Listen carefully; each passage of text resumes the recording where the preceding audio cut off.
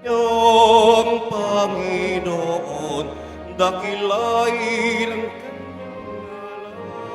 ang kanyang Purin siya'y awitan at papurian magpakailanman. Purin siya'y awitan at papurian magpakailanman. Sa ngalan ng Ama at ng Anak at ng Espiritu Santo, Amen. sumainyo ang Panginoon. At sumaiyo rin. Mga kapatid kay Kristo at mga kadiboto, muli tayo po ay tinipon ng ating Nuestro Padre, Jesus Nazareno, bilang kaanib ng angkan ng Diyos. Tinipon niya ang bawat isa sa atin sapagkat mahal niya tayo. Kaya dumulog po tayo sa ating maawaing Panginoon na nagpapatawad ng lubos. Inaamin ko sa makapangyarihang Diyos At sa inyo, mga kapatid, na lubha akong nagkasala sa isip, sa salita, sa gawa, at sa aking pagkukulang. Kaya isinasamo ko sa mahal na Birheng Maria, sa lahat ng mga anghel at mga banal, at sa inyo, mga kapatid, na ako'y ipanalangin sa Panginoong ating Diyos. Kaawaan tayo ng makapangyarihang Diyos. Patawarin tayo sa ating mga kasalanan at patnubayan tayo sa buhay na walang hanggan. Amen. Panginoon, kaawaan mo kami. Panginoon, kaawaan mo kami. Kristo, kaawaan mo kami. Kristo, kaawaan mo kami. Panginoon, kaawaan mo kami. Panginoon, kaawaan mo kami. Manalangin tayo. Ama naming makapangyarihan, maisaloob nawa naming palagian ang mga galing sa Espiritu ng kabanalan upang sa salita at gawa ay aming magampanan ang lahat ng iyong mga kinalulugdan sa pamamagitan ni Jesucristo kasama ng Espiritu Santo magpa sa walang hanggan. Amen. Magsiupo muna po ang lahat.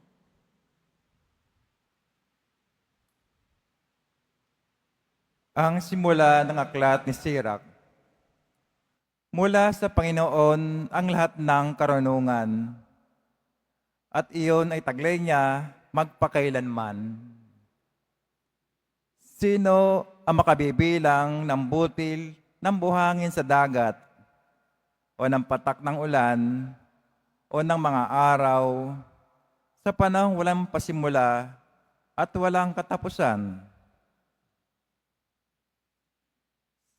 Sino ang makasusukat sa taas ng langit o sa lawak ng lupa? Sino ang makaaarok sa kalaliman ng dagat? At sino ang makasasaliksik sa karunungan? Bago palikhain ang limang nilalang, nilikha na ang karunungan at ang tunay na pagkaunawa bago pa nagsimula ang mga panahon.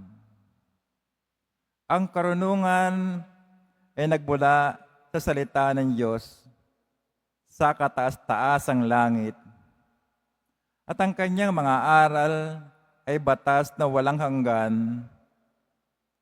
Kanino ipahayag ang simula ng karunungan, at sinong nakatatalastas ng kanyang pamamaraan? Kanino pinagkaloob na makalikha sa karunungan, at sinong nakauunawa ng kanyang masaganang mga karanasan? Iisa lamang ang talagang marunong. Dapat tayong gumalang na may paghanga sa harap ng kanyang luklukan. Ang Panginoon ang may likha ng karunungan. Kinilala niya ang kahalaga nito at ibinuhos niya ito sa lahat ng kanyang nilalang. Binahaginay niya ng karunungan ang lahat ng tao, ngunit higit na masagana ang bigay niya sa mga umiibig sa Kanya.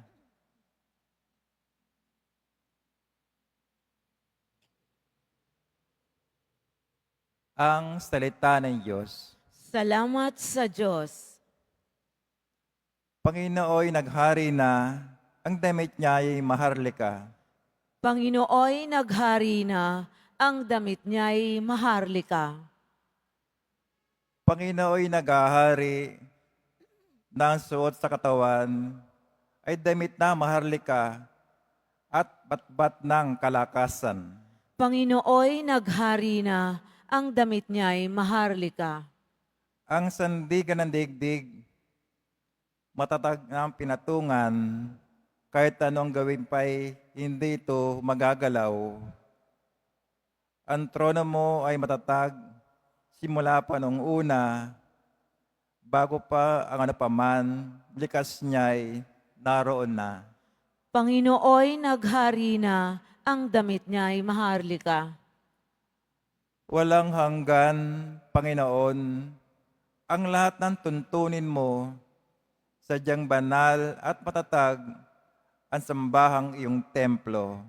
Panginooy naghari na, ang damit niya'y maharlika. Tumayo na po ang lahat.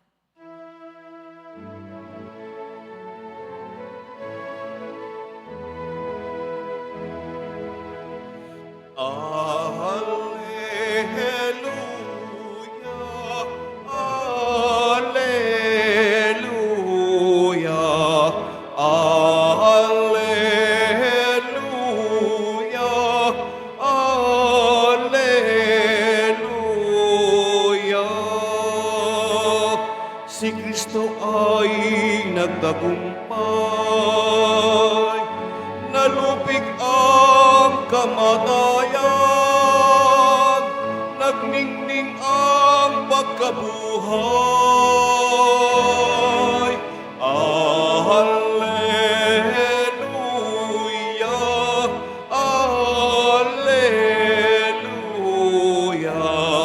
alleluia,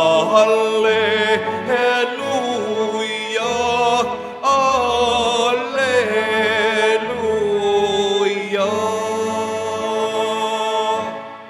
Sumainyo ang Panginoon. At sumairi. Ang mabuting balita ng Panginoon ayon kay San Marcos. Papuri sa iyo, Panginoon.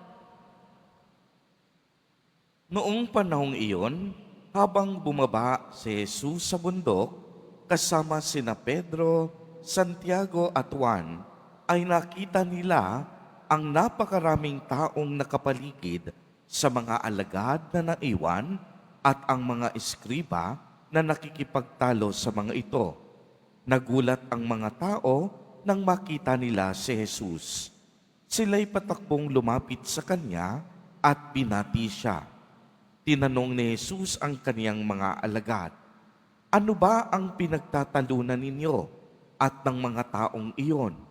Sumagot ang isa mula sa karamihan, "Guro, dinala ko po rito sa inyo ang aking anak na lalaki sapagkat siya'y inaalihan ng masamang espiritu at hindi makapagsalita. Tuwing aalihan siya nito, siya'y inilulugmok, bumubula ang kaniyang bibig at nangangalit ang kaniyang ngipin at siya'y naninigas. Hiniling ko po sa inyong mga alagad na palayasin ang espiritu, ngunit hindi nila napalayas ito." Sinabi ni Jesus sa kanila, "Lahing walang pananampalataya. Hanggang kailan ako dapat manatiling kasama ninyo? Hanggang kailan ko kayo pagtitiisan? Dalhin ninyo rito ang bata." At dinala nga nila sa kanila. Nang si Jesus ay makita ng espiritu, biglang pinangisay nito ang bata, anupat napalugmok ito sa kanya, at gumulong-gulong na bumubula ang bibig. Kailan pa siya inalihan ng masamang espiritu? Tanong ni Jesus sa ama. Mula pa po sa kaniyang pagkabata, tugon niya. Madalas siyang ihagis nito sa apoy at sa tubig upang patayin. Kaya kung may magagawa kayo, mahabag po kayo sa amin at tulungan ninyo kami. Kung may magagawa, ulit ni Jesus, mapangyayari ang lahat sa mga may pananalig. Kaagad na sumagot ng malakas ang ama ng bata, nananalig po ako, tulungan ninyo ako, bagamat ako'y nagkulang. Nang makita ni Jesus na dumaragsa ang mga tao, pinagsabihan niya ang masamang espiritu, ikaw, espiritong nagpapapipi at nagpapabingi, iniuutos ko sa iyo, lumabas ka sa bata at huwag ka nang papasok sa kanya. Nagsisigaw ang masamang espiritu, pinangisay ang bata at saka umalis. Naging mistulang bangkay ang bata, kaya't ang sabi ng marami, patay na. Subalit siya'y hinawakan ni Jesus sa kamay at ibinangon, at tumindig ang bata. Nang pumasok na si Jesus sa bahay, palihim siyang tinanong ng kaniyang mga alagad, bakit po hindi namin napalayas ang espiritu? Sumagot si Jesus, ang ganitong uri ng espiritu ay hindi mapapalayas kung hindi sa pamamagitan ng panalangin. Ang mabuting balita ng Panginoon. Pinupuri ka namin, Panginoong Heso Kristo. Magsipo muna tayong lahat. Magandang umaga po sa inyong lahat, mga kapatid kay Kristo. Sa lahat po ng ating mga taga-subaybay sa iba't ibang online platforms at sa lahat ng ating mga kadiboto sa iba't ibang panig ng Pilipinas at maging sa buong mundo kung saan tayo ay naaabot ngayon ng ating live streaming. Mapayapang umaga din po sa inyong lahat. Purihin at dakilain natin ang ating Panginoon, ang mahal na poong Jesus Nazareno. Mga kapatid kay Kristo at mga kadiboto, malugod po namin kayong tinatanggap sa Basilica Minor at Pambansang Dambana ni Jesus Nazareno. Ang atin pong ebanghelyo ay nagbibigay sa atin ng larawan kung paanong ang kapangyarihan ng Diyos Ama ay nananahan sa ating Nuestro Padre, Jesus Nazareno. Napakinggan po natin ang isang ama na kapos ang pananampalataya, nagdududa at naghahanap ng lunas para sa kaniyang anak na pinahihirapan ng demonyo. Isinalaysay din niya kay Jesus kung paano inaalihan ng masamang espiritu ang kaniyang anak. Hindi makapagsalita, siya'y inilulugmok, bumubula ang mga bibig nito at nangangalit ang ngipin at naninigas. Dahil dito, dinala ng ama ang kaniyang anak sa mga alagad. Gayunpaman, hindi nila ito napagaling. Sa kabila ng lahat ng pag-aalala at takot ng lalaki, pinapagaan ni Jesus ang kaniyang damdamin sa pamamagitan ng pagtiyak sa kaniya na walang imposible sa isang taong dumadalangin at may pananampalataya. Kaya naman ang ama ay nagpakumbaba sa harapan ni Jesus Nazareno upang maibsan at mapunuan ang kaniyang papanglaw na pananampalataya. Sa mga sandaling iyon, pinalayas ni Jesus ang masamang espiritu mula sa bata at ang pamilya ay lubhang nagalak para sa napakalaking pagpapala at paggaling. Ang dakilang himalang ito ay nagpapakita po kung paano ang pananampalataya ay itinuturing na banal na pagkatakot sa Panginoon.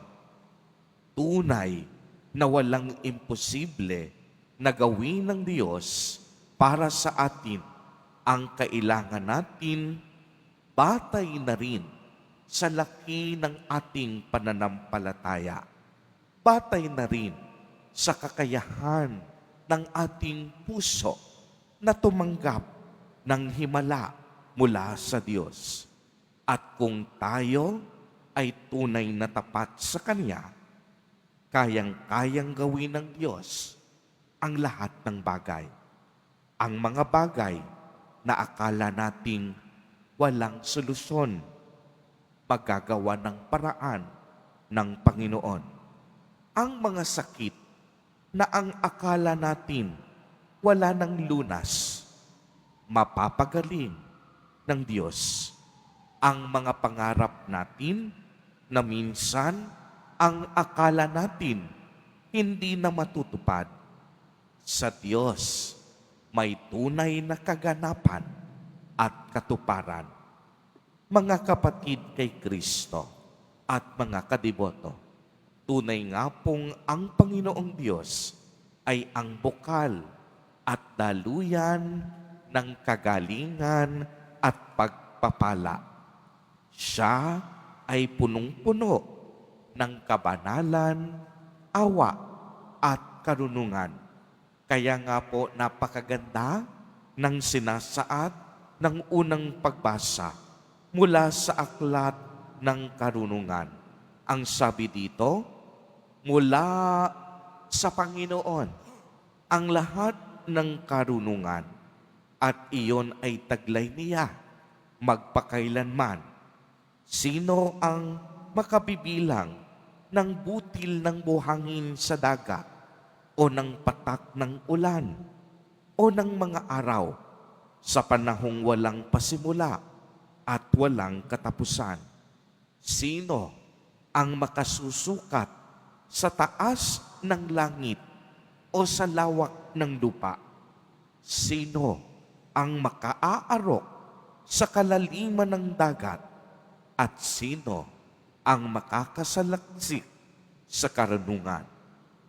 Bago palikhain ang alinmang nilalang, nilikha na ang karunungan at ang tunay na pagkaunawa. Bago pa nagsimula ang mga panahon, ang karunungan ay nagmula na sa salita ng Diyos sa kataas-taasang langit, at ang kaniyang mga aral ay batas na walang hanggan.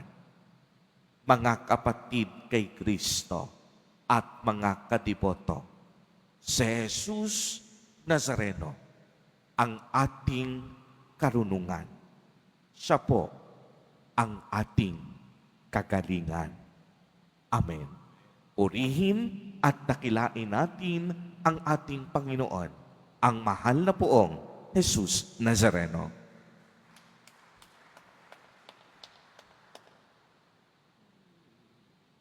Tumayo po ang lahat.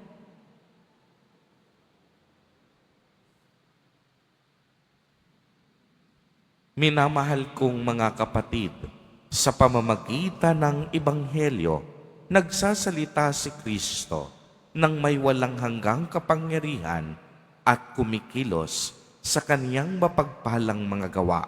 Sa pamamagitan niya, manalangin tayo ng may pananalig. Sa bawat kahilingan ang ating itutugon, Panginoon, tulungan mo kami sa aming kahinaan. Panginoon, tulungan mo kami sa aming kahinaan. Ang simbahan naway patuloy na magturo ng katotohanan ni Kristo at labanan ang kasamaan sa ating panahon. Manalangin tayo. Panginoon, tulungan mo kami sa aming kahinaan.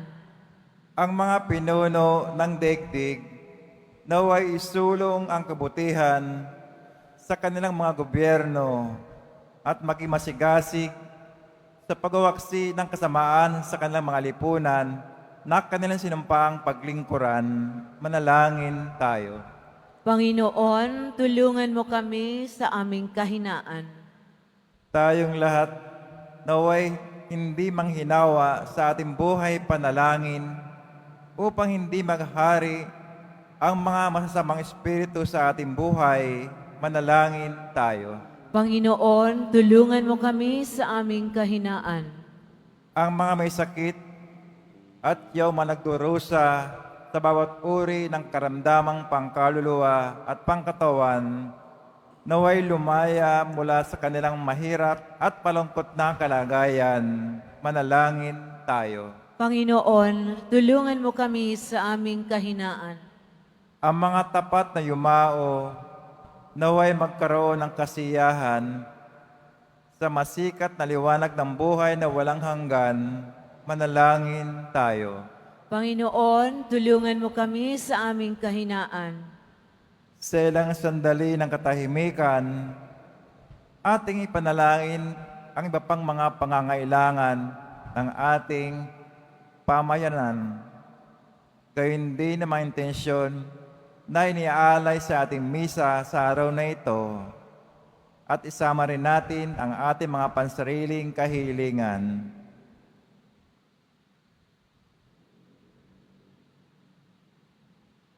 Manalangin tayo. Panginoon, tulungan mo kami sa aming kahinaan. Ama naming Diyos, patuloy makaming hilumin sa kasamaan.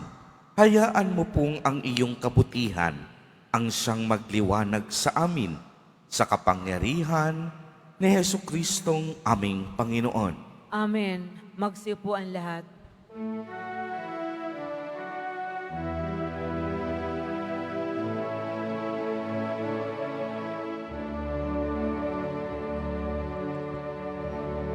Salamat sa iyo, aking Panginoong Hesus. Ako'y inibig mo at inakil mo. Ang tanging alay ko sa'yo, aking Ama, ay buong buhay ko, puso at kaluluwa. Di makaya ng maipagkaloob, mamaling iyas, ginigintong nilokop ang aking dalangin. O Diyos ay tanggapin ang tanging alay ko, naway gamitin. Ito lamang, Ama, wala nang iba pa akong hiniling. Tumayo po ang lahat.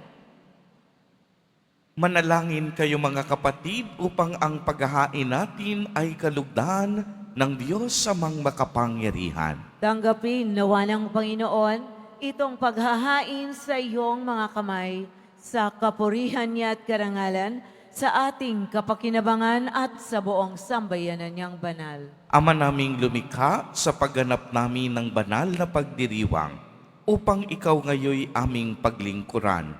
Hinihiling namin naway mapakinabangan ang aming inihahain sa iyong karangalan sa pamamagitan ni Jesucristo kasama ng Espiritu Santo magpa sa walang hanggan. Amen. Sumainyo ang Panginoon. At sumaiyo rin. Itaas sa Diyos ang inyong puso at diwa. Itinaas na namin sa Panginoon. Pasalamatan natin ang Panginoong ating Diyos. Marapat na siya ay pasalamatan. Ama naming makapangyarihan, tunay ngang marapat na ikaw ay aming pasalamatan. Sa iyong paglingap at kagandahang loob, ang tao'y nilikhamot, pinangasiwa sa sansinukop. Sa hangad mong siya'y iwastong lubos, siya'y pinagdusa mo sa kaniyang pagtalikod. Sa iyong pagiliw, iyong ipinahintulot na makabalik siya sa pamamagitan ni Kristo Jesus. Kaya kaisa ng mga anghel na nagsisiawit ng papuri sa iyo, nang walang humpay sa kalangitan, kami nagbubunyi sa iyong kadakilaan. Santo, Santo, Santo, Panginoong Diyos ng mga hukbo, napupuno ang langit at lupa ng kadakilaan mo, o sana sa kaitaasan. Pinagpalang na paririto sa ngalan ng Panginoon, o sana sa kaitaasan. Lumuhod po ang lahat. Ama naming banal, ikaw ang bukal ng tanang kabanalan. Kaya't sa pamamagitan ng iyong Espiritu, ay gawin mo pong banal ang mga kaloob na ito upang para sa amin ay maging katawan at dugo ng aming Panginoong Jesucristo. Bago niya pinagtiis ang kusang loob na maging handog, hinawakan niya ang tinapay, pinasalamatan kaniya, pinagati-hati niya iyon, iniabot sa kaniyang mga alagad at sinabi, "Tanggapin ninyong lahat ito at kanin. Ito ang aking katawan na ihahandog para sa inyo."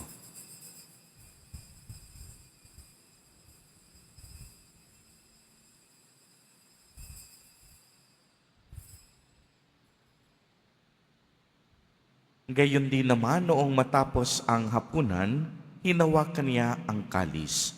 Muli kanyang pinasalamatan. Iniabot niya ang kalis sa kaniyang mga alagad at sinabi, "Tanggapin ninyong lahat ito at inumin.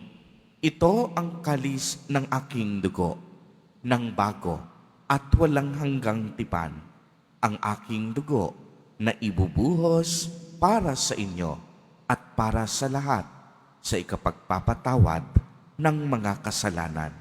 Gawin ninyo ito sa pag-alaala sa akin."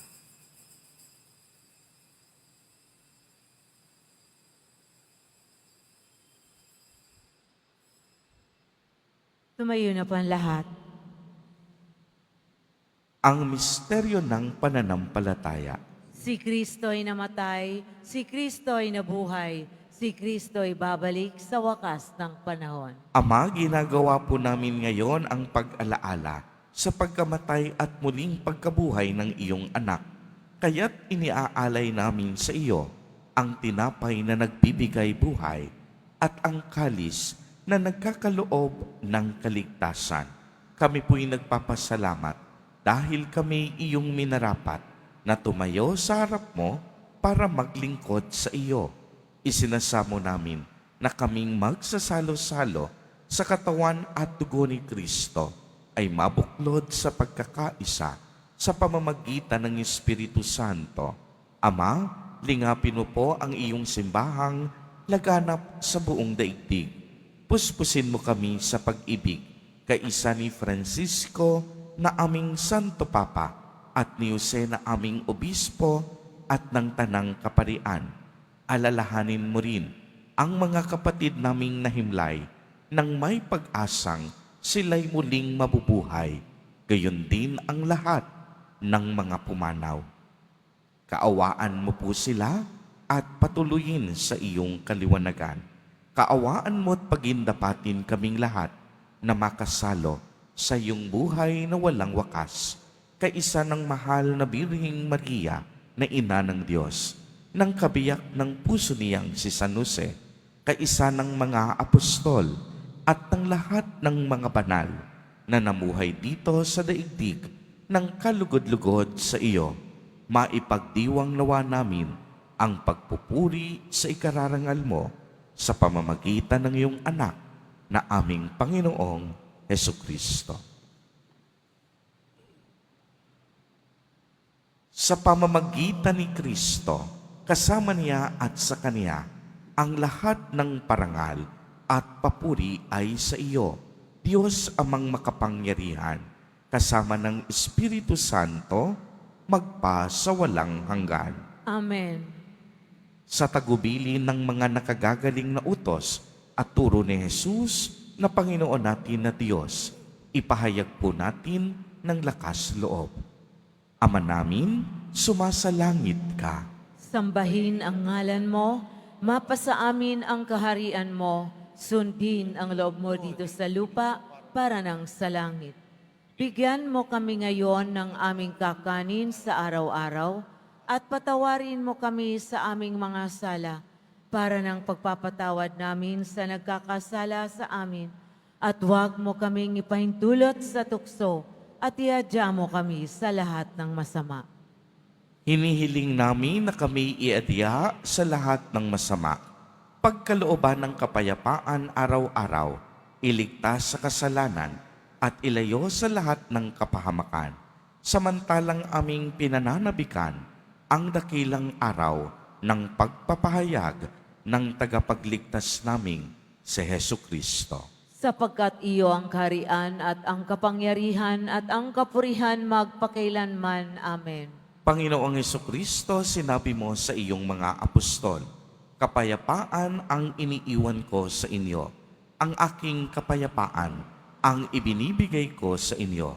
Tunghayan mo ang aming pananampalataya at huwag ang aming mga pagkakasala. Pagkalooban mo po kami ng kapayapaan at pagkakaisa ayon sa iyong kalooban, kasama ng Espiritu Santo, magpa sa walang hanggan. Amen. Ang kapayapaan ng Panginoon ay laging sumainyo. At sumairin.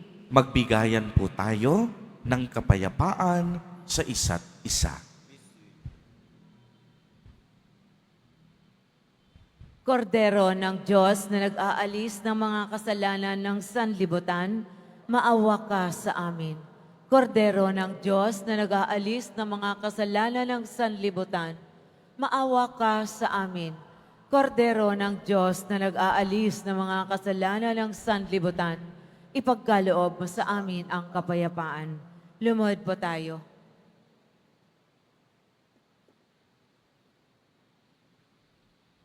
Ito ang kordero ng Diyos. Ito ang nag-aalis ng mga kasalanan ng sanlibutan. Mapalad ang inaanyayahan sa kaniyang piging. Panginoon, hindi ako karapat-dapat na magpatuloy sa iyo, ngunit sa isang salita mo lamang ay gagaling na ako.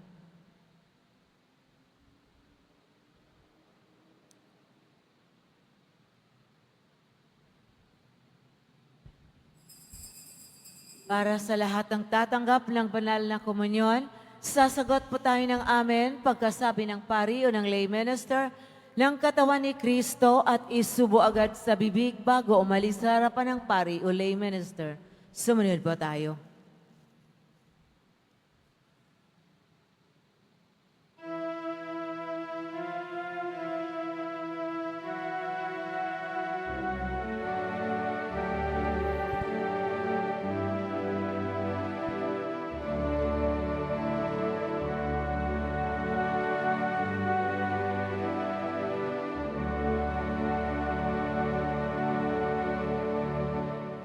Sa Diyos lamang mapapanatag ang aking kaluluwa. Sa Kanya nagmumula ang aking pag-asa at kaligtasan. O Diyos, Ikaw ang aking kaligtasan. Nasa iyo aking kalwalhatian. Ikaw lamang aking inaasahan. Ang aking muot at tagulan. Sa Diyos lamang mapapanatag ang aking kaluluwa. sa Kanya nagmumula ang aking pag-asa at kaligtasan. Pagkatapos ng misa, wiwisikan po ang lahat ng banal na tubig. Pinakikiusapan ang lahat na manatili lamang muna sa inyong mga lugar. Sa Quezon Boulevard o sa Plaza San Juan lamang ang labasan ng lahat. Sumunod po tayo. Maraming salamat po sa inyong pagdalaw at pagsisimba sa Basilica Menor at Pambansang Dambana ni Jesus Nazareno. Tumayo na po ang lahat. Manalangin tayo. Ama naming mapagmahal, ipagkaloob mong aming mapakinabangan ang dulot na kaligtasan ng aming pinagsaluhan bilang sangla ng iyong tiyak na pagsagip sa tanan sa pamamagitan ni Jesucristo kasama ng Espiritu Santo magpa sa walang hanggan. Amen. Sumainyo ang Panginoon. At sumairin.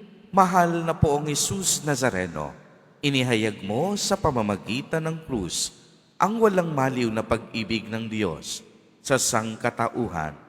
Pakinggan mo ang kahilingan lalo na para sa mga nangangailangan ng iyong tulong at awa. Makamtanawa namin ang iyong kasagutan na may utang na loob na tinatanaw. Basbasan din po ninyo itong mga imahen, panyo at dasalan upang lalo kaming manalangin at magtiwala. Sa pamamagitan ng bendisyon na ito, naway lalo kaming maging mapaglingkod, masunurin at tapat sa iyo na aming maluwalhating Panginoon, magpa sa walang hanggan. Amen. At pagpalain po kayong lahat at ng inyong buong pamilya ng makapangyarihang Diyos, Ama, Anak, at Espiritu Santo. Amen. Humayo kayong taglay ang pag-ibig at kapayapaan ng poong Jesus Nazareno. Salamat sa Diyos.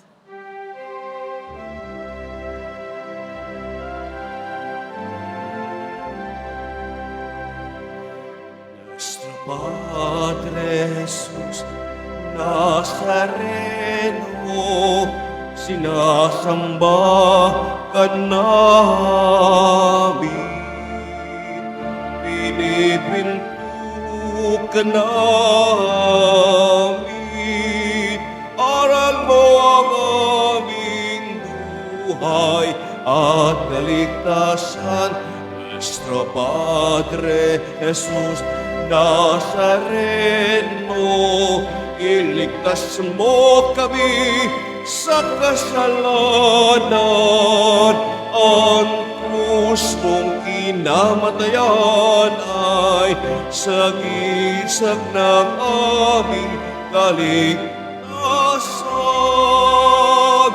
Nuestro Padre Jesus Nazareno, pinarangal ka namin. Nuestro Padre Jesus Nazareno, pinulwalhati ka namin. Nuestro Padre Jesus Nazareno, pinarangal ka namin. Nuestro Padre Jesus Nazareno, pinulwalhati ka